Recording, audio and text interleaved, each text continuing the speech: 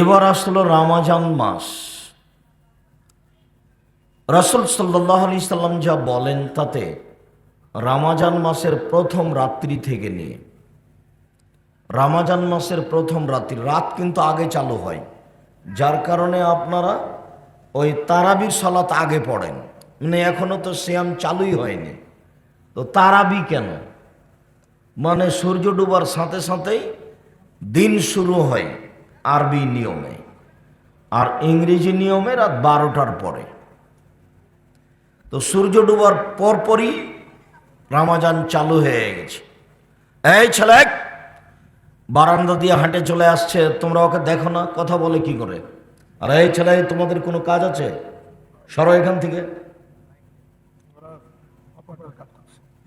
একজন থাকো, গল্প যাও, মোবাইলে কি দেখছো? যাও এখান থেকে, এই সরো এখান থেকে, দুজন বেকুব কোথাকার।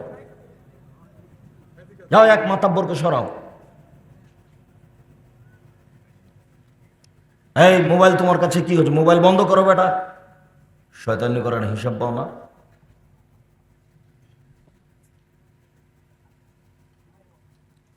সম্মানিত দিনী ভাই বোন, যখনই রাসূল সাল্লাল্লাহু আলাইহি সাল্লাম বলছেন ইযা কানা আউয়ালু লাইলাতিন মিন রমাদান, যখন রমজানের প্রথম রাত আসে, ইউনাদি মুনাদিন, আকাশ থেকে চিৎকার করে বলে, ইয়া বাগিয়াল খায়রে আকবিল, হে কল্যাণকামী তোমরা আগিয়ে আসো। ইয়া বাগিয়া শাররে আকসির, হে পাপকারী তুমি একটু পাপ থেকে বিরত থাকো। ওয়ালিল্লাহি উতকাউ মিনান নার, প্রত্যেক রাতে জাহান্নাম থেকে মুক্তি ঘোষণা হচ্ছে, প্রত্যেক রাতে জাহান্নাম থেকে মুক্তি ঘোষণা হচ্ছে, প্রত্যেক রাতে জাহান্নাম থেকে মুক্তি ঘোষণা হচ্ছে। ওয়া যালিকা কুল্লা লাইলাতিন, এটা প্রতি রাত চলতে থাকে। এই যে রমজানের রাত শুরু হলো, সেদিন থেকে আকাশের দরজা খুলে দেওয়া হয়েছে একবারে পুরো রমজান। আমি আর আপনি বুঝতে পারিনি রমজান কি জিনিস, যার কারণে আমাদের কাছে আসে আর চলে যায়, আসে আর চলে যায়। এই যে মহিলাগুলো যেমন রাস্তা ভর্তি আসলো, ঢং ঢং করে আসলো, ঢং ঢং করে চলে গেল। স্বামী যেমন স্বভাব, বউয়েরও তেমন স্বভাব। স্বামী যদি শক্ত হতো তাহলে গল্প জমাতে জমাতে আসতো আর চলে যেত। কই আমরা তো এটা ভাবতেই পারি না, এটা আমরা স্বপ্নও ভাবতে পারি না যে বউ রাস্তায় গল্প করতে করতে আসবে, আবার গল্প করতে করতে চলে যাবে। দেখেন এখন আপনার মেয়ে রাস্তায় বসে আছে, এর উপরে ভ্যানের উপরে বড় মোবাইল হাতে আছে, এখন এই মুহূর্তটা আপনার মেয়ে। আপনি কি মনে করছেন এটা হিন্দুর মেয়ে? বাপ যেমন বেটি তেমন, বাপেরও স্বভাব যেমন খারাপ, বেটিরও স্বভাব তেমন খারাপ। কেন বাপ চোখে দেখতে পায় না? জন্ম দিতে পারলে বাপ হওয়া যায়? 30 বছর থেকে বলছি আপনাকে, কে বলেছে আপনি বাপ?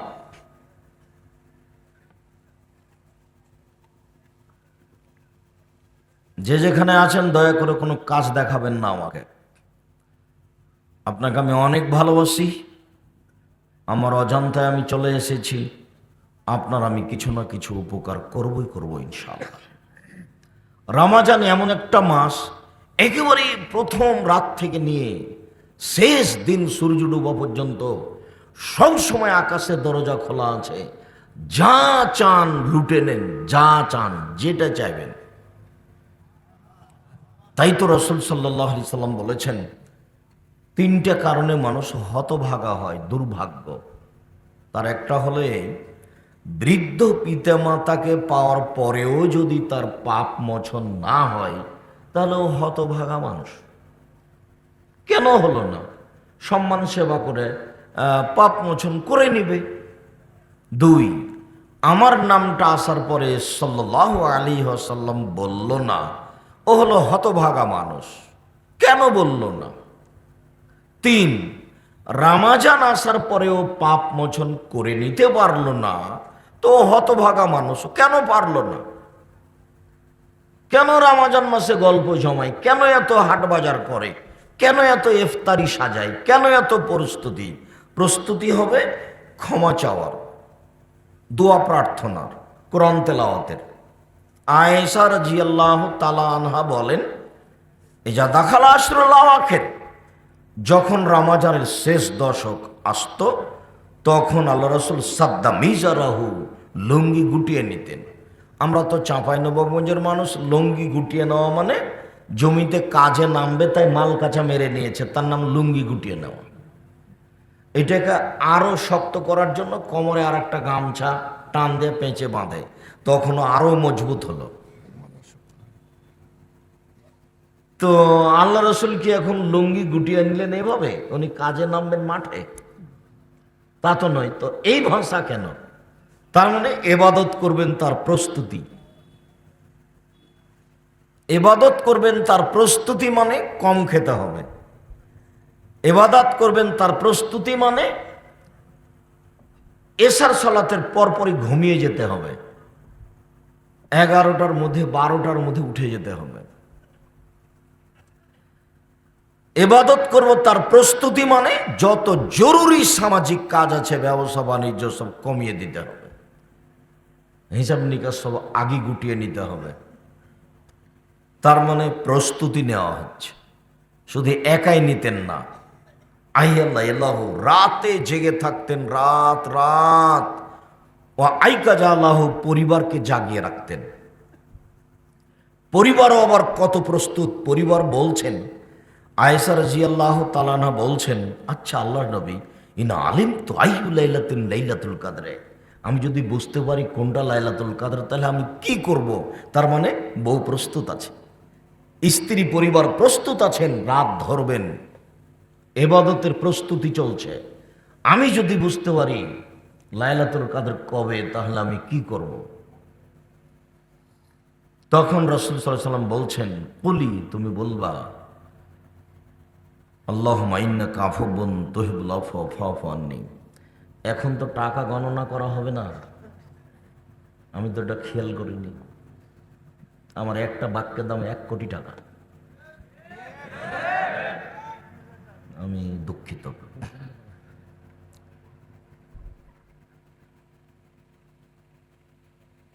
রাসূল সাল্লাল্লাহু আলাইহি সাল্লাম বললেন, তুমি বলো। 3টা বাক্য বলে দিলেন, বলো ইন্নাকা আফুবুন। বলার সাজ গতি কেমন দেখেন না? কোনো জিনিস চাইলে হোমসিখালি চাওয়া যায় না, দেন 10 টাকা দেন, এভাবে বলা যায় না। আগে বলতে হবে আপনি তো খুব বড় মানুষ, ধনী মানুষ, মানুষকে দেন, আপনার দয়া মহব্বত অনেক বেশি।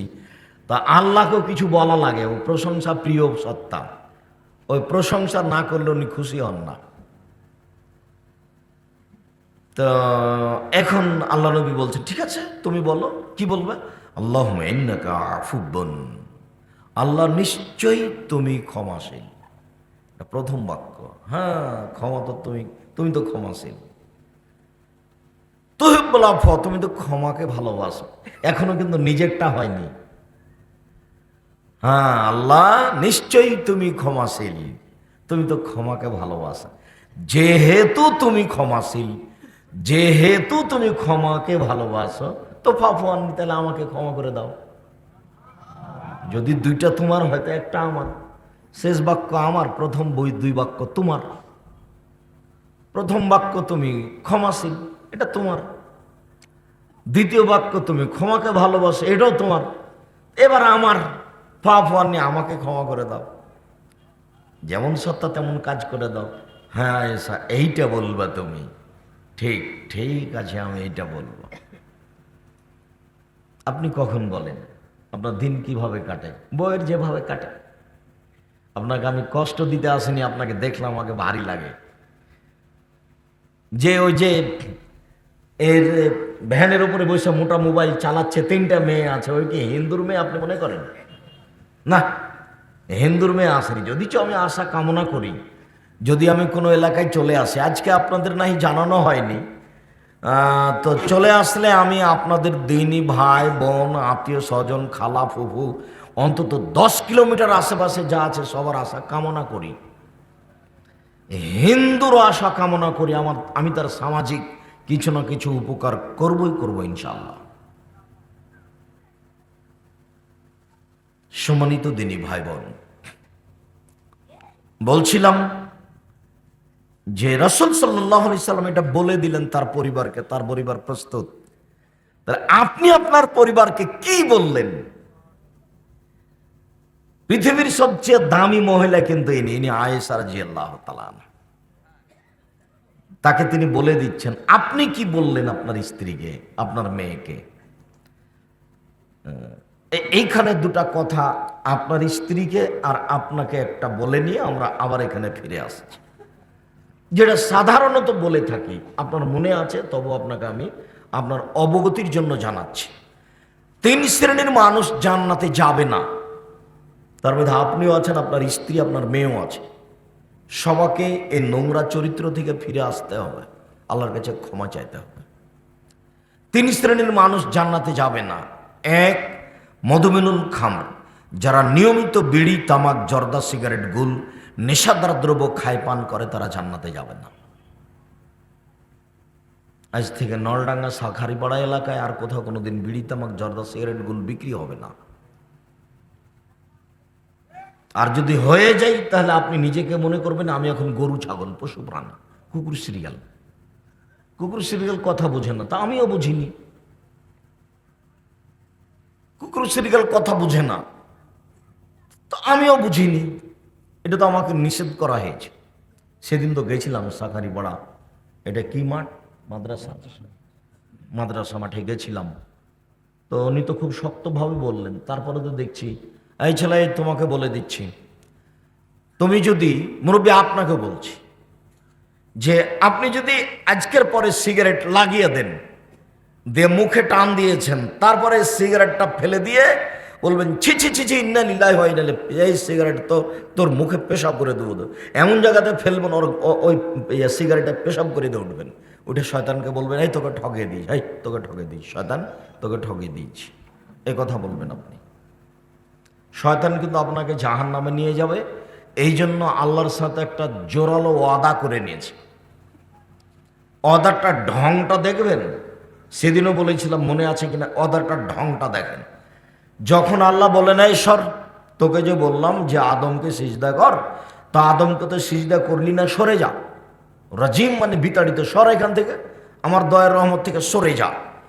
তখন ও বলছে যে ওয়াইজ্জাতেকা জালালিকা ওয়াইত্তেফায়ে মাকানিকা, তোমার সম্মানের কসম, তোমার ইজ্জতের কসম, তোমার মর্যাদার কসম, লাউবিয়ানাল ইনসান, আমি আদমের ছেলে মেয়েকে পথ ভ্রষ্ট করেই ছাড়ব।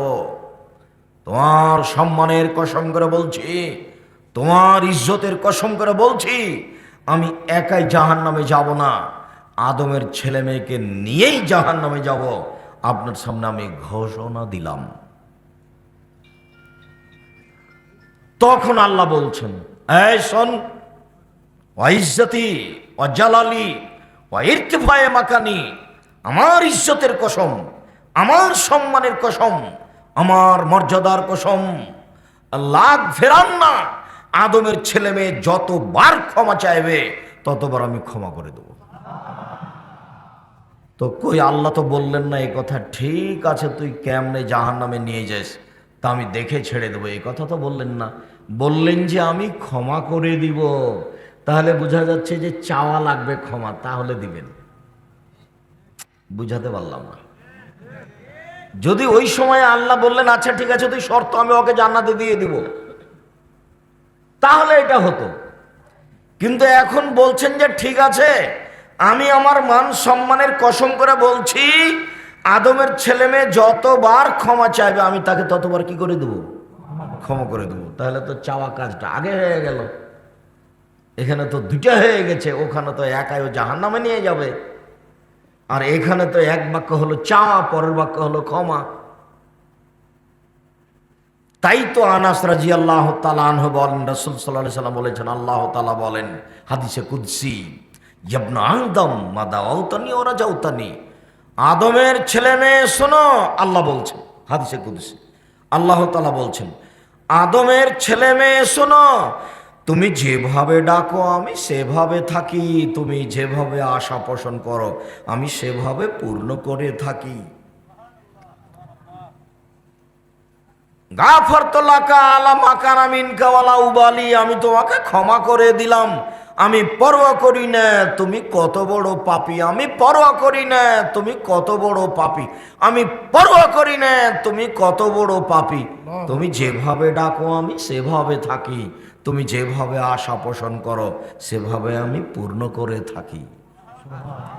আবার বলছেন, ইয়াবনা আদম লাউ বালাগাত জুনুবুকা সময়, আদমের ছেলে মেয়ে শোনো, তোমার পাপ বেশি হতে হতে যদি আকাশে লেগে যায়, পাপ আর পাপ, আকাশ জমিন পরিপূর্ণ হয়ে আছে, ফাস্তাগফিরতানি, তুমি যদি আমার কাছে ক্ষমা চাও, গাফারতু লাকা, আমি তোমাকে ক্ষমা করে দেবো। বলো উবালি, আমি পরোয়া করি না তুমি কত বড় পাপী, আমি পরোয়া করি না তুমি কত বড় পাপী, আমি পরোয়া করি না তুমি কত বড় পাপী।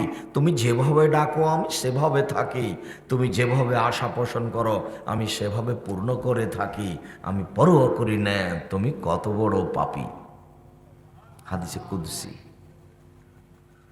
এদেশে একটা বই পাওয়া যায় উপদেশ, ওই বইয়ে এই আলোচনা আছে, কে বড় লাভবান ওই বইও আছে, তিরমিজির হাদিস। আপনি তো মনে করছেন যে আব্দুর রাজ্জাক সাহেবের উপদেশ বইটি না কিনে আব্দুর রাজ্জাক সাহেবকে ঠগিয়ে দিয়েছি, তো সেটা তো মনে করলে আমার কিছু করার নাই। এদেশের তো মিথ্যা বইকে বাতিল করার জন্য আমি এই সবগুলো চেষ্টা চালিয়ে যাচ্ছি। কত জীবন বাজি রেখে আমি আলেম ওলামা রেখে পয়সা পাতি খরচ করে আলিতে পত্রিকা বই পুস্তক আপনার সামনে পেশ করার চেষ্টা করছি, কেননা আমি জাতির সামনে বলেছি আমার মনে বড় সাধ, এদেশের মাটিতে আমি উন্নত মানের প্রতিষ্ঠান গড়বই ইনশাল্লাহ। সেটা জামিয়া সালাফিয়া ডাঙ্গিপাড়া পাওয়া রাজশাহী, সেটাই জামিয়া সালাফিয়া রূপগঞ্জ নারায়ণগঞ্জ ঢাকা, সেটাই জামিয়া সালাফিয়া 6 মাইল বাবুগঞ্জ বরিশাল, সেটাই জামিয়া সালাফিয়া তেঘরা বিরল দিনাজপুর। এই দেশের মাটিতে আমি উন্নত মানের প্রতিষ্ঠান গড়বই ইনশাল্লাহ, যেখানে ছেলে মেয়ে বাংলা ইংরেজি আরবি উন্নত মানের শিক্ষা অর্জন করে জাতির অন্যায়ের বিরুদ্ধে লড়বে, মুখে কলমে মিডিয়ায়, মুখে বলছি কলমে লিখে রেখেছি। এই যে মিডিয়া সামনে চলছে, জামিয়া সালাফের মিডিয়া আছে অনলাইন, আল ইতেশাম টিভি, আল ইতেশামের অধীনে 1 নম্বর কাজ আছে এই নীতিতয়ন মসজিদ ভিত্তিক দিন প্রচার, 2 নম্বর কাজ আছে মক্তব চালু করা এবং পুরো রমাজানে কোরআন শিক্ষা দেওয়া, দোয়া দরুদ শিখিয়ে দেওয়া। জামিয়া সালাফের পক্ষ থেকে, আল ইতেশামের পক্ষ থেকে আপাতত রংপুর বিভাগে প্রায় 100টি মক্তব চালু করা হয়েছে। এদেশের প্রায় জেলায় মক্তব চালু করবে বলে তারা আশা পোষণ করছে, এবং এই রমাজানে 300টি মসজিদে আপনার কোরআন শিক্ষা দেওয়ার পদক্ষেপ নেওয়া হয়েছে। আর দোয়া তাসবিহ তাহলিল জিকির আজকার রাসূল সাল্লাল্লাহু আলাইহি সাল্লামের পদ্ধতিতে শিক্ষা দেওয়ার পদক্ষেপ নেওয়া হয়েছে। জামিয়া সালাফের কথা আপনি এমনভাবে ভুলে আছেন মনে হচ্ছে যে কোনো দিন নাম শোনেননি। যাওয়ার তো আপনার সময় হয়ই না। একদিন যায় সাদ করে দেখে আসবেন, আপনার বাড়ির পাশেই 90% জমির উপরে মসজিদ আছে, যার একতলাতে 3000 মানুষ সালাত আদায় করতে পারে। 25 বিঘা জমির উপরে এই প্রতিষ্ঠান, 2000 ছেলে মেয়ে আছে, 850-900 মেয়ে আছে, 2টা প্রতিষ্ঠান মিলে প্রায় 4000 ছেলে মেয়ে আছে, 305 জন এতিম আছে, 500 অসহায় ছেলে মেয়ে আছে, প্রায় 250 জন শিক্ষক শিক্ষিকা কর্মচারী আছে, প্রায় 26 লক্ষ টাকা প্রতি মাসে বেতন লাগে। সেটা আপনার টাকা দিয়ে চলছে। আমি তো ফকির মানুষ, টাকা পয়সা কোথায় পাবো? আব্দুর রাজ্জাক সাহেব, আমরা যে কোনো দিনই 10 টাকা দিনে, আপনি যে বলছেন যে আপনাদের টাকা দিয়ে চলে, আপনার না হলে কেউ দেয়, এইসব টাকা আমি পাবো কোথায়? জামিয়া সালাফের রূপগঞ্জ নারায়ণগঞ্জে আমরা 1200 শতক জমি কিনবো বলে গত রমজানে সিদ্ধান্ত নিয়েছিলাম। এখন পর্যন্ত 600-650 শতক মতো কিনা হয়েছে, আরও প্রায় 600 শতক কিনতে হবে বলে আমরা আশা করছি। যার 200 শতক মসজিদের জন্য বরাদ্দ করা হয়েছে, সেখানে একটা মসজিদের জন্য জমি রেডি হয়ে গেছে। 200 শতক যেখানে একটা মসজিদ নির্মাণ হতে যাচ্ছে, যার একতলাতে 10,000 মানুষ সালাত আদায় করতে পারবে একসাথে, যার পাশে অস্থায়ী একটা টিন সেট মসজিদ করা হয়েছে, যেখানে 3000 মুসল্লি একসাথে সালাত আদায় করতে পারবে। এটা অস্থায়ী পাশে করা হয়েছে, ওইটা রেডি হচ্ছে। এই জন্য আপনার স্বাদ না থাকলে তো আমি কিছু করতে পারি না। উপদেশ বইটা আপনি কিনতে পারেননি, দোয়ার বইটা কতদিন আগে পেশ করেছিলাম যে চলন্ত দোয়া চলবে না, বিসমিল্লাহ বলে ইফতার করতে হবে, আল্লাহুম্মা কাসম তো ওয়ালা রিজকে আফতার তো বলা যাবে না। কিন্তু আপনার কোথায় যে অনীহা থাকলো, আপনি 100, 150, 50 টাকা খরচ করে বইটা বাড়িতে নিয়ে আসতে পারলেন না। আমি আপনার জন্য লিখেছি, এদেশে মিথ্যা বইকে বাতিল করার জন্য লিখেছি। এক, বিড়ি, তামাক, জর্দা, সিগারেট, গোল, নেশাদার দ্রব্য পান করে খায় যে সে জাহান্নামে যাবে। 2, আর রাজালাত মিনান নিসায়ে, পুরুষের বেশধারী নারী, যারা পুরুষের জুতা স্যান্ডেল পরে, যারা পুরুষের শার্ট প্যান্ট পরে, যারা পুরুষের পোশাক পরে, এরা জান্নাতে যাবে না, এরা জাহান্নামে যাবে। কেন আপনার মেয়ে, কেন আপনার বউ নলডাঙ্গা বাজারে যায়, কেন নাটোর বাজারে যায়? আপনি কি মরেছেন? আপনার ছেলে কি মরে গেছে? ওর দেবর কি মরে গেছে? ওর ভাসুর কি মরে গেছে? ওর বাপ কি মরে গেছে? ওর শ্বশুর কি মরে গেছে? ওর বংশে কেউ নেই? ওর একটু লজ্জা হয় না? ওর একটু শরম হয় না? ওর একটু হায়া হয় না? আপনার মেয়ের একটু লজ্জা হয় না? আপনার একটু মেয়ের হায়া হয় না? ওর ইতস্তবোধ নেই, ওর বোধগম্য নেই, ওর বোধোদয় নেই, ওর বাপ বেঁচে নেই? ওর বাপ বলতে পারে না তো পিঠের চামড়া তুলে দেবো একেবারে। শয়তানি করার জায়গা পাও না? এই মেয়ে, তোমাকে বলছি, ফাজলামি করো? ঢং দেখে মানুষকে পাপী করে জান্নাত কিনতে চাও? কে বলেছে তুমি শিক্ষিতা? তোমাকে যদি আমি মূর্খ, অশিক্ষিতা প্রমাণ করতে না পারি, একটা বেয়াদব প্রমাণ করতে না পারি, আমি আব্দুর রাজ্জাক বিন ইউসুফ বক্তব্যই দেবো না জীবনে জাতির সামনে। যাও, শেষ করলাম।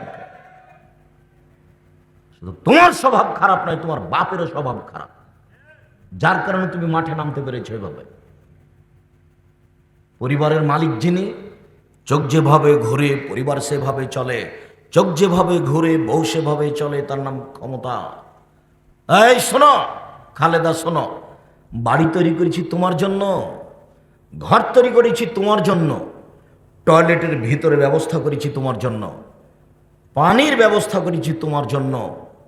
শুনে রাখো, বাইরে যদি আমি কোনোদিন চলতে দেখি, পিঠের চামড়া তুলে দেবো, তার নাম স্বামী। সব কিছু তো ভিতরে আমি তোমার জন্যই করেছি, তুমি কেন বাইরে? 3,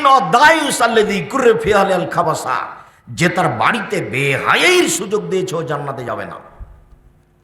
যার মেয়ে নগ্ন পোশাকে চলে ও জান্নাতে যাবে না। যার স্ত্রী নগ্ন পোশাকে রাস্তাঘাটে ঘুরে স্কুল কলেজে যায় ও জান্নাতে যাবে না।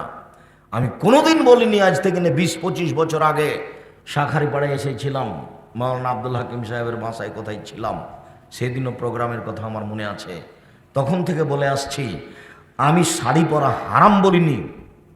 আমি বলেছি যে আপনারা সালোয়ার কামিজ মেক্সি চাদর পরেন, শাড়ি যদি পরেন তাহলে 2 ছাটের ব্লাউজ পরতে হবে, যারা হাত অব্দি কবজি পর্যন্ত নিচের দিক কোমরের নিচে যাবে, 1.5 থেকে 2 গজ কাপড়ের ব্লাউজ পরতে হবে। আর শাড়ি পরে বাইরে বের হলে পামোজা লাগাতে হবে। কেন? পামোজা না লাগিয়ে যদি অটোতে উঠে তাহলে হাঁটু পর্যন্ত দেখা যাবে। এই ছেলে, তোমাকে বলছি, তোমার মা এখানে বসে আছে, যে ছোট ব্লাউজ পরেছে, এখান থেকে সব দেখা যাচ্ছে, আবার পেট দেখা যাচ্ছে তোমার মায়ের কথা বলছি। আব্দুর রাজ্জাক সাহেব মা দিয়ে বলেন কেন? তোমাকে কষ্ট দেওয়ার জন্য বলি, যাতে তোমার মনে থাকে, যাতে করে বাপ বেটা লজ্জা পাও।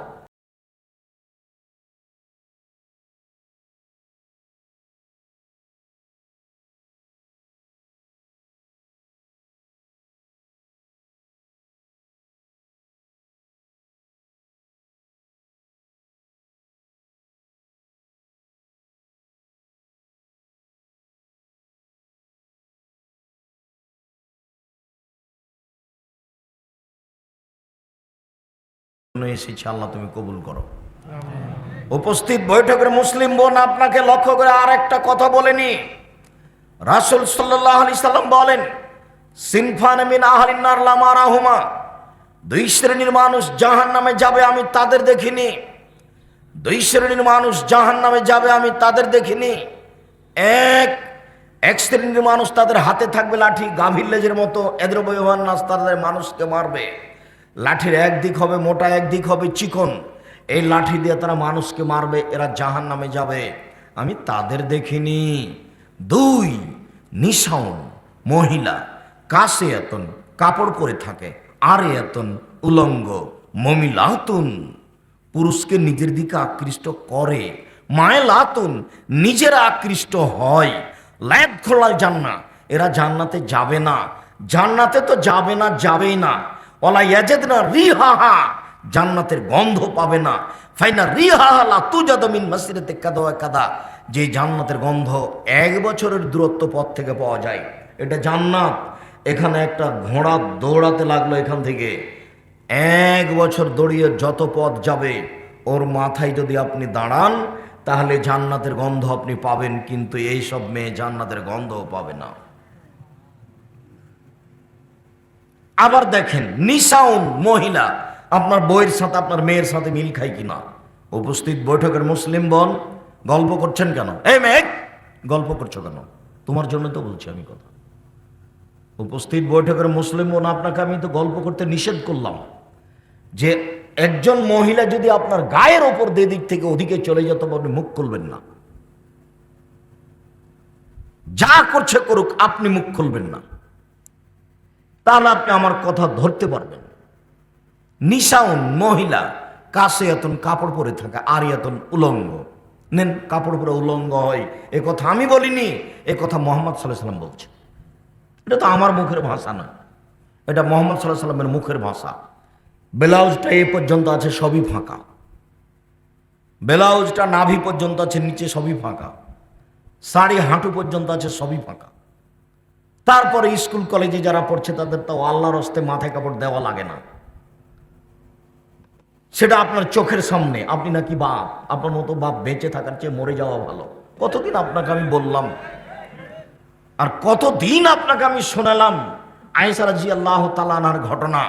আয়েশা রাদিয়াল্লাহু তাআলা আনহা বলছেন যে আমার হার হারিয়ে গেল, হঠাৎ করে হার খুঁজে পায় না, হার খুঁজে পায় না। তো জনগণ আমার আব্বার কাছে আসলো, এসে বলল যে আয়েশা, জনগণকে আটকে দিয়েছে, এখানে পানি নাই, অজু করতে পারি না, যেতে পারি না, হার খুঁজে পায় না। তখন আবু বকর সিদ্দিক, আয়েশা বলছেন, আবু বকর সিদ্দিক রাদিয়াল্লাহু তাআলা আসলেন, আমার কোমরের উপরে এত জোরে কিল মারলেন যে আমার স্বামী আমার উরু রানের উপরে মাথা দিয়ে ঘুমিয়েছিলেন। যদি মাথা দিয়ে না ঘুমাতেন তাহলে আমি মায়ের কারণে দূরে সরে যেতাম, এত জোরে তিনি মারলেন। সবচেয়ে বড় মানুষে মারলেন, ইনি হলেন আবু বকর সিদ্দিক রাদিয়াল্লাহু তাআলা। নবী রাসূল বাদ দিয়ে পৃথিবীতে সবচেয়ে বড় দামি মানুষ যাকে মারলেন তিনি হচ্ছেন আয়েশা রাদিয়াল্লাহু তাআলা আনহা, পৃথিবীতে সবচেয়ে দামি মহিলা। যার সামনে মারলেন তিনি হচ্ছেন মুহাম্মদ সাল্লাল্লাহু আলাইহি সাল্লাম জামাই। শুধু সামনে নয়, জামাই ওই সময়ে বেটির উরু রানের উপরে মাথা দিয়ে ঘুমিয়েছিলেন, এই সময় মেরে দিয়েছে। আপনি আর আমি তো মনে করবো একটা লজ্জাবোধের ব্যাপার, কেমনে যায়। যাওয়াই আমার আর আপনার সাহস হবে না। বুঝাতে পারলাম না মনে হয়? যে বেটির উরু রানের উপরে জামাই মাথা দিয়ে শুয়ে আছে আর আমি সেখানে যাব শ্বশুর হয়ে, এটা আমাদের দেশে মানাই নেয়, আমরা যেভাবে চলি। তাই আয়েশা রাদিয়াল্লাহু তাআলা মেরে দিলেন, দিন দুপুরে মারলেন, খোলা মাঠে মারলেন, 1400 প্রায় 1400 সাহাবীর সামনে মারলেন, পৃথিবীর সবচেয়ে বড় মানুষে মারলেন, পৃথিবীর সবচেয়ে বড় মহিলাকে মারলেন, পৃথিবীর সবচেয়ে বড় মানুষের সামনে মারলেন, পূর্ণ যুবতী বেটিকে মারলেন, বিবাহদারী বেটিকে মারলেন, জামাইয়ের সামনে মারলেন, এই অবস্থায় মারলেন। আর আমার মেয়েটা ওখানে বেঢঙ্গা হয়ে বসে আছে, আমি তাকে ধমকও দিতে পারি না, মাথায় কাপড় না দিয়ে দিন রাত চলছে, আমি তাকে ধমকও দিতে পারি না। আমি আবার বাপ, আমার মতো কাপুরুষ বাপ, মরে যাওয়া ভালো, আমার মেয়ে এতিম হয়ে থাক দুনিয়াতে। এতিমের লালন পালন করবে যারা, তারাই করুক, আমি আর বাপ হিসেবে বেঁচে থেকে কি হবে? জামিয়া সালাফে 305 জন এতিম আছে, না হয় এটা দিয়ে দেব, আপনার প্রয়োজন নাই বেঁচে থাকার। আর বাঁচলে যে বাপ দেখে যান, বাপ কাকে বলে, এই যে দেখালাম আপনাকে, হাদিস বুখারী মুসলিম, একাধিকবার এসেছে বুখারী মুসলিমে, একাধিকবার। নিসাউন মহিলা, কাসিয়াতুন কাপড় পরে থাকে, আরিয়াতুন উলঙ্গ, মমিলাতুন পুরুষকে নিজের দিকে আকৃষ্ট করে, ওরা যখন রাস্তায় হাঁটে সবাই দেখতে থাকে। মাইলাতুন তারা নিজেরাও আকৃষ্ট হয়। বাড়িতে ছিল ভালোই ছিল, এখন সম্মেলনে আসছে, জালসায় আসছে, রাস্তায় হাঁটছে, একবার এদিকে যাচ্ছে, একবার ওইদিকে যাচ্ছে, একবার মাথার চুল নাড়ছে, একবার মুখের ভাঁজ করছে, কেন জানি কেমন কেমন করে, কেন জানি আনছান আনছান করে। তার মানে ওর স্বভাব পরিবর্তন হয়ে গেছে। ও লজ্জা করে না, ওর শরম নয়, ওর লজ্জা নয়, ওর ইতস্তবোধ নয়, ওর বোধোদয় নয়, ওর বোধগম্য নয়। ওর উচিত ছিল রাস্তার এক পাশ দিয়ে নিচু হয়ে হেঁটে আসা। আপনার ফুফুকে আপনি আনতে যাননি, ওই যে অনেক দিন আগে আপনার ফুফুর বাড়ি থেকে আসছিলেন, তখন যখন রাস্তায় সামনে লোক পড়তো তখন আপনার ফুফু কেমন হয়ে দাঁড়াতো? রাস্তার এক পাশে দাঁড়াতো না? মনে পড়ে না মনে হয়? বড় চাদর গায়ে দিয়ে ফুফু রাস্তার একদিকে দাঁড়িয়ে গেলেন, রাস্তা দিয়ে লোকটা যখন চলে গেল তখন আপনার ফুফু আবার আসতে লাগলেন। তাদের রুজি হয়নি, তারা দুনিয়াতে ছিল না। কেন আপনার স্ত্রী এইভাবে চলে আসছে? কেন আপনার স্বভাব এমন হলো? দেখেন, এইভাবে জীবিকা নির্বাহ করিয়েন না, ভুল হচ্ছে। দেখেন ভুল হচ্ছে, দেখেন ভুল হচ্ছে। নীতি স্বভাব নিয়ম পরিবর্তন করেন, নইলে জাহান্নাম অপেক্ষা করছে।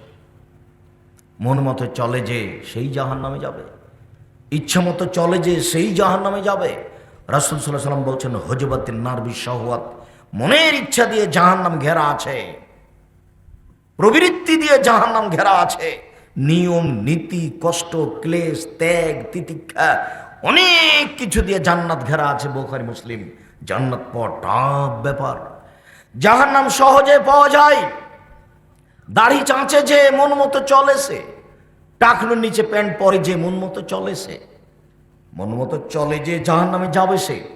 দোকানে বসে আড্ডা পিটে যে ল্যাংটা মেয়ে দেখে, দোকানে টিভিতে ল্যাংটা মেয়ে নাচছে, মাথায় টুপি আছে, ঘন্টার ঘন্টা বসে আছে, ল্যাংটা মেয়েকে দেখে বেটা চক্ষু ঠান্ডা করে, কলিজা ঠান্ডা করে। ও জান্নাতে যেতে চায়, জান্নাতের মেয়ে ভোগ করবে। জান্নাতের মেয়ে অত সহজ? আল্লাহ তাআলা বলছেন জান্নাতের মহিলারা হচ্ছে, ওদের চক্ষু হবে লম্বা লম্বা টানা টানা ডাগর ডাগর চক্ষু, ওদের মাথার চুল হবে লম্বা লম্বা কুচকুচে কোঁকড়া কোঁকড়া কালো চুল, ওদের বয়স হবে 15-16 বছরের মেয়েদের মতো। ওদের কোনোদিন পেশাব হবে না, ওদের কোনোদিন পায়খানা হবে না, ওদের কোনোদিন হায়েজ হবে না, ওদের কোনোদিন নাকে শিকান আসবে না, ওদের গায়ে কোনোদিন ময়লা হবে না, ওদের কাপড় কোনোদিন অপরিষ্কার হবে না। ওদেরকে দেখে মনে হবে ঝিনুকের মধ্যে লুকানো মুক্তা, ওদেরকে দেখে মনে হবে ঝিনুকের মধ্যে লুকানো মুক্তা। আল্লাহ তাআলা চ্যালেঞ্জ করে বলেন, পৃথিবীর মানুষ শুনে রেখো, লামিয়াতমুসহুন্না ইনসুন কাবলা ওয়ালা জান, এত সম্মান দিয়ে আমি তাদেরকে রেখেছি, জিন কোনোদিন তাদের স্পর্শ করেনি, মানুষ কোনোদিন তাদের স্পর্শ করেনি। ওদেরকে আমি ঢেকে রেখেছি তোমাদের জন্য। জান্নাতের এই মেয়ে ভোগ করতে চান? ওই আস্কারা মাস্কারা পরানো মেয়ে, ল্যাংটা মেয়েকে দেখে, যে মেয়ে একেবারে জাহান্নামের দরজায় দাঁড়িয়ে আছে, সেই মেয়েকে দেখে চক্ষু ঠান্ডা করে কলিজা ঠান্ডা করে আপনি জান্নাতের হিসাব করছেন? সহজ নয়। ওদেরকে ভোগ করার টাফ ব্যাপার। এই ছেলে, তোমাকে বলছি তোমার মোবাইলের জন্য আর কোনোদিন ল্যাংটা মেয়ে না নাচে। এই মেয়ে, তোমাকে বলছি তোমার মোবাইল হাতেতে এখনই মোবাইল দেখে আস। তোমার বাপের একটু শরম হয় না? তোমার হাতে এত বড় মোবাইল কেন? তোমার বাপের বলে টাকা নাই, 10-20 হাজারের মোবাইল টাকা মোবাইল তোমার হাতে কেন? মানুষ তো, আমি কোটি কোটি টাকা মানুষের কাছে ভিক্ষা চাই রোজ, আমি একজন ভিক্ষুক, তা আমার কাছে একটা মোবাইল আছে ওই যেগুলো বাটন টিপা লাগে সেটা, আর আমি শুধুমাত্র রিং হলে অন করতে পারি, আর কিছু পারি না। আপনার নামটা আমি সেভ করে রাখতে পারি না, আপনি যতই আশা করেন। আপনি অনেকদিন বলেছেন আব্দুল রাজ্জাক সাহেব আমার নামটা একটু সেভ করেন, তো আমি তো সেভ করতে জানি না, আমি করবো কি করে? উপস্থিত বৈঠকের দিনই মুসলিম বোন, আপনাকেই বলছি, আপনার একটু লজ্জার দাবি করছি। নিজের উপকার করেন, জাতির ক্ষতি করিয়েন না। একটু লজ্জা করেন, একটু শরম করেন, একটু হায়া করেন, একটু লম্বা ব্লাউজ পরতে শিখেন, সালোয়ার কামিজ মেক্সি চাদর পরতে শিখেন। মানুষের ক্ষতি করিয়েন না, যুবকের ক্ষতি করিয়েন না। আর তুমি একটা মেয়ে মানুষ, তুমি এই মোবাইলে ল্যাংটা মেয়ে দেখো কি করে? তোমার কেন একটু লজ্জা হয় না, শরম হয় না কেন? তোমার মোবাইলে কেন দিন রাত ল্যাংটা মেয়ে নাচে? যে না তুমি দেখো কেন? তুমি মেয়ে মানুষ। সম্মানিত দিনী ভাই বোন, আপনাকে বিনীতভাবে অনুরোধ জানাচ্ছি এখান থেকে ফিরে আসেন। উপস্থিত বৈঠকের মুসলিম বোন, আপনাকে আমি নিরাশা করিনি, আশ্বস্ত করে যাচ্ছি। আপনি মনে রাখেন, 4টে কাজ করতে পারলে আপনি জান্নাতের সব দরজাতে ঢুকতে পারবেন, কোনো সমস্যা নেই। আপনাকে আমি নিরাশা করিনি, আপনি 4টে কাজ করতে পারলে জান্নাতের সব দরজাতে ঢুকতে পারবেন, কোনো সমস্যা নেই। 1, সল্লাত খামসাহা, 5 ওয়াক্ত সলাত আদায় করবেন, নামাজ পড়বেন। 2, সমাজ সাহারাহা, রমজান মাসের রোজা থাকবেন, এই যে চলে আসছে। 3, আতাত বালাহা, স্বামীকে মেনে চলবেন, তিতা লাগুক আর মিঠা লাগুক। 4, আহসানাত ফারজাহা, জেনায় লিপ্ত হবেন না। জান্নাতের সব দরজা খোলা। আব্দুর রাজাক সাহেব, দীর্ঘদিন থেকে আপনি আমাদের এলাকায় আসেননি, আপনার বক্তব্য আমরা শুনি, আপনাকে অনেক ভালোবাসি। আপনার 4টে কথার প্রথম 2টা আমরা করি, 5 ওয়াক্ত সালাত আদায় করি, রমজান মাসের রোজা থাকি, কিন্তু স্বামীকে মেনে চলতে পারি না, এই জন্য তার মুখ খারাপ ও আমাকে গালি দেয়। এরপরে আপনাকে আমি বলছি, আপনি আমার দিনী বোন, আপনি আপনার স্বামীকে মেনে নেন, ও গালি দেখ, ও মারুক, এরপর আপনি মেনে চলেন। এইভাবে আপনি থাকিয়েন না। 1 গ্লাস পানি চাইলো, 1 গ্লাস পানি নিয়ে আপনি সামনে থেক্কস করে রেখে দূরে চলে গেলেন। এভাবে জান্নাত পাওয়া যাবে না, তাকে মেনেই চলতে হবে, এটাই ঠিক। তিতা লাগলেও মিঠা লাগলেও। এই যে দিন দিন পার হচ্ছে, মেয়েকে দিয়ে খাওয়ার দিয়ে পাঠাচ্ছেন, বৌমাকে দিয়ে খাওয়ার দিয়ে পাঠাচ্ছেন, নিজে যান না, মাস পার হয়ে যাচ্ছে, কথা বলেন না। এইভাবে জীবিকা নির্বাহ করা হবে না, এতে জাহান্নাম অনিবার্য। আমার অনুরোধ রক্ষা করেন, মারুক গালি দেখ, আপনি মেনে চলেন, জান্নাত হবে। শেষ পর্যন্ত যদি টিকতেই না পারেন, তাহলে খোলা তালাক করে নেন, এই ঝুলন্ত অবস্থায় থাকিয়েন না। ঠিক আছে ভাই, তুমি তোমার মতো থাকো, আমি গেলাম, শরীয়তে জায়েজ আছে, আপনি খোলা তালাক করে নিন, ঝুলন্ত অবস্থায় থাকিয়েন না। আব্দুর রাজাক সাহেব থামেন। 3 নম্বর মেনে নিলাম, তিতে লাগলেও মিঠে লাগলেও স্বামীকে মেনেই চলবা আজ থেকে ইনশাআল্লাহ। 4, জেনায় লিপ্ত না হওয়া। তা আমার তো জেনা ঘটে গেছে, এখন কি করা যায়? দুশ্চিন্তা ভোগ করবেন না, আল্লাহ ক্ষমা করার জন্য প্রতীক্ষমান রয়েছে। মহান আল্লাহ বলেন, পৃথিবীর মানুষ শুনে রেখো, পুরুষ নারী শুনে রেখো, কেউ যদি অশ্লীল কাজ বন্ধ করতে পারে, জেনার মতো কাজ বন্ধ করতে পারে, মেয়েদের সাথে নোংরা গল্প বন্ধ করতে পারে, অনাহ নাফসানিল হাওয়া, যে ব্যক্তি নিজেকে প্রবৃত্তি থেকে দূরে করে দিল, প্রবৃত্তি অনুযায়ী চলল না, তার জন্য আমি জান্নাতুল মাওয়া ঘোষণা দিয়ে দিলাম। অনাহ নাফসানিল হাওয়া ফাইনাল জান্নাতা হিয়াল মাওয়া, ওর জন্য জান্নাতুল মাওয়া, এটা আল্লাহ ঘোষণা দিয়ে রেখেছে। আপনি আজ থেকে পাপ বন্ধ করে দিয়ে কান্নাকাটি করেন, জান্নাতুল মাওয়া হবে ইনশাআল্লাহ, নিশ্চিত হবে, হবেই হবে ইনশাআল্লাহ। তবে আপনাকে ফিরে আসতে হবে।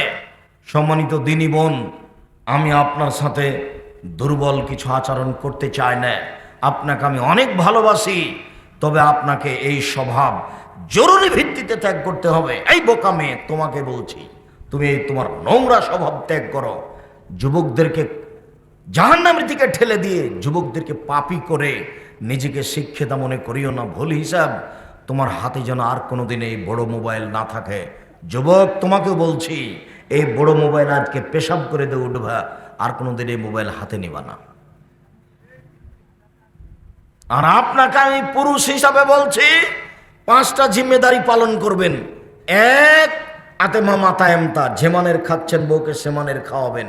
2, ফাকসুহা মাক্তাসাইতা, যেমানের কাপড় আপনি পরেন বউকে সেমানের পরাবেন। 3, ওয়ালা তুকাব্বে, বউকে কখনো কটু কথা বলবেন না, বলবেন না যে তোমার ঠোঁটটা মোটা, বলবেন না যে তোমার রং কালো। একবার ঠোঁট মোটা রং কালো বললে 10 বছর ভালোবাসতে পারবে না। সব সময় বলবেন তুমি খুব ভালো, তোমার চাল চলন আমার কাছে খুবই ভালো, খুব প্রশংসা করেন, তাহলে সারা রাত পা টিপে দিতে প্রস্তুত। আর যেটাতে শান্তির তৃপ্তি পাওয়া যাবে সেটাই বলবেন। আল্লাহ তো বলছেন যে তোমার স্ত্রীকে আমি সৃষ্টি করেছি তোমার শান্তি তৃপ্তির জন্য, এই কথা আল্লাহ বলছেন। তা আপনি তাকে মারলেন কেন? আপনি তাকে গালি দিলেন কেন?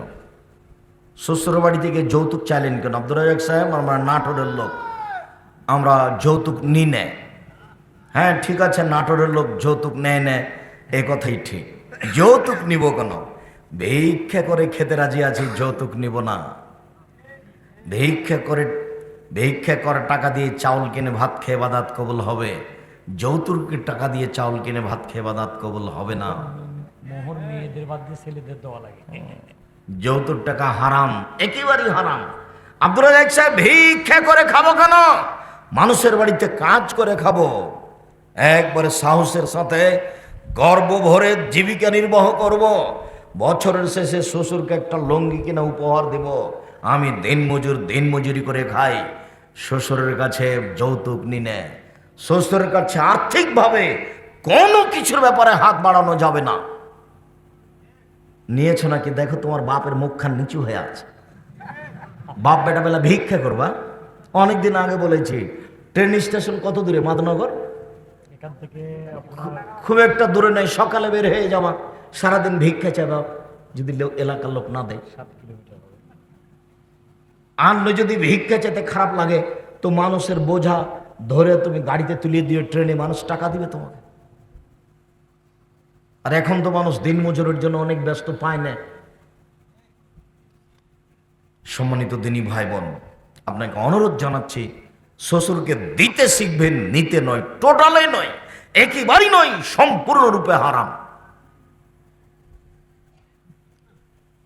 4, মুখের উপরে মারবেন না স্ত্রীর। 5, নিজের বাড়ি ছাড়া কোথাও যেতে দিবেন না। বাপের বাড়ি যেতে পাবে না, খালার বাড়ি যেতে পাবে না, ফুফুর বাড়ি যেতে পাবে না, হাট বাজারের প্রশ্ন আসে না। বিবাহের বাড়িতে গেলে স্বামীর সংখ্যা বেশি হয়ে যাবে, কাজেই ভাবা যায় না।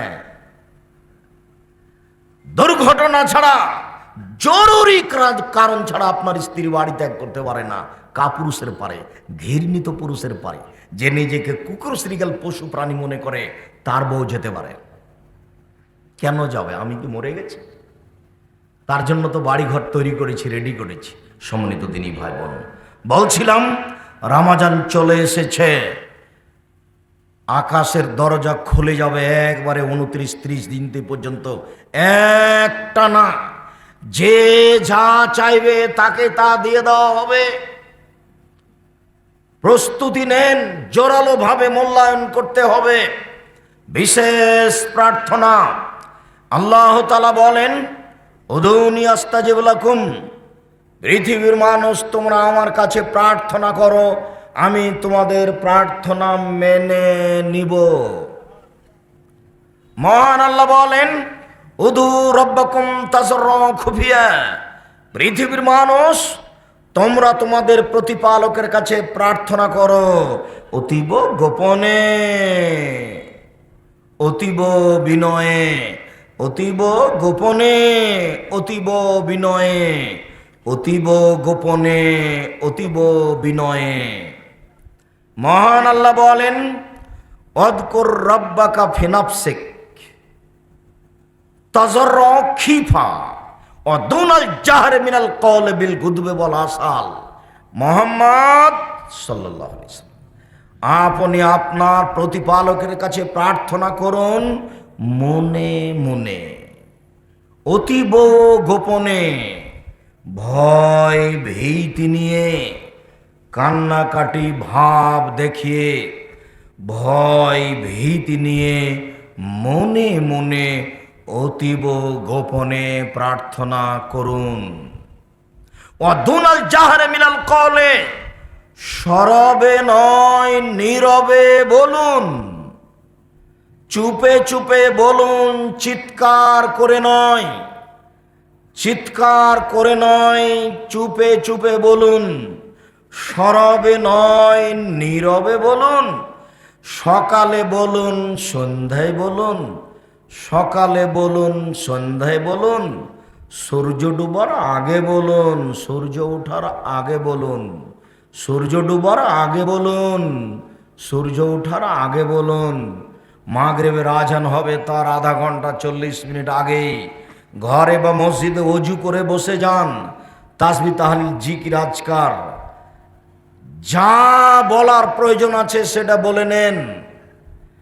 ফজরের সালাতের পরে বসে থাকেন, যা বলার প্রয়োজন আছে বলে দেন। রাসূল সাল্লাল্লাহু আলাইহি সাল্লাম বলেন, পৃথিবীর মানুষ ওয়াস্তাইনু বিল গুদওয়াতি ওয়ার রাওহাতি ওয়া শাইয়্যিম মিনাদ দুলজা, সকালে ডাকো, বিকালে ডাকো, রাতের অন্ধকারে ডাকো। সকালে ডাকো, বিকালে ডাকো, রাতের অন্ধকারে ডাকো। সকালে ডাকো, বিকালে ডাকো, রাতের অন্ধকারে ডাকো। আবু হুরায়রা রাদিয়াল্লাহু তাআলা আনহু বলেন, রাসূল সাল্লাল্লাহু আলাইহি সাল্লাম বলেছেন, ইয়ানজিলু রাব্বুনা তাআলা ইলা সামাই দুনিয়া হিনা ইয়াবকা সুলুসুল লাইলিল আখিরা, রাতের 3 ভাগের যখন 2 ভাগ পার হয়ে যায়, 1 ভাগ থাকে, তখন আল্লাহ তাআলা সপ্তম আকাশ থেকে প্রথম আকাশে নেমে আসেন। নেমে এসে চিৎকার করে বলেন, মায়াদুনি ফাস্তাজিব লাহু, আদমের ছেলে মেয়ে কে শোনো, যে আমাকে ডাকছো আমি তোমাদের ডাকে সাড়া দিব। মায়া সলানি ফাওয়াতিয়াহু, যে যা চাইবে আমি তাকে তাই দিয়ে দিব। মায়াস্তাক ফেরুনি ফাক ফেরালাহু, কে আমার কাছে ক্ষমা ভিক্ষা চাই আমি তাকে ক্ষমা করে দিব। হাদিস বুখারী মুসলিম। এই ছেলে, তুমি তো রাত 2টায় ঘুমাও, মোবাইলে জেনা দেখতে দেখতে দেখতে রাত 3টে চলে যায়, তো তুমি রাতে কখন উঠবে, কখন ডাকবা? আর আপনাকে বলি, আপনি মুরব্বী মানুষ, ছেলেমেয়েরা তো ঝামেলার সাথে কেন, আপনি এত পেঁচাল পারেন বাড়িতে কেন? এশার সালাতের পরে ঘুমিয়ে যাবেন, আমার বিনীত অনুরোধ। রাত 10টার পরে জেগে থাকবেন না। বউকে বলে দিবেন, বেটিকে বৌমাকে বলে দিবেন, বিছানা রেডি করে রাখো। এশার সালাত আদায় করে এসে খাওয়ার কাজ থাকলে খেয়ে শুয়ে যেতে হবে। কেন? যদি আমি 10টায় ঘুমাই, তাহলে যদি আমি 2টায় উঠি তাহলে কতক্ষণ ঘুমালাম?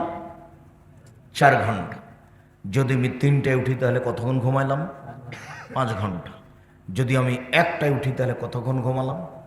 3 ঘন্টা। মানুষ 3 ঘন্টা ঘুমালে ইবাদত করতে পারবে ভোর পর্যন্ত, 4 ঘন্টা ঘুমালেও পারবে, আর 5 ঘন্টা হলো শেষ। 5 ঘন্টার বেশি ঘুমাতে হবে না, এটা অনেক বেশি হয়ে গেছে। এখন আপনি 3 ভাগের 2 ভাগ, 3 ভাগের 2 ভাগ পার হয়ে যাওয়ার পরে আল্লাহকে আপনি ডাকতে শিখুন। আজ থেকে আপনি অনুরোধ রক্ষা করুন।